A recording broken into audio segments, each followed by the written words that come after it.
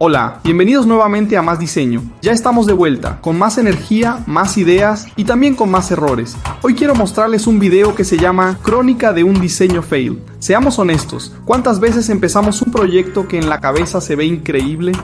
Funciona en la imaginación, en el boceto, incluso en el papel parece brillante. Pero cuando lo llevamos al prototipo, el resultado no es simplemente malo, es horroroso.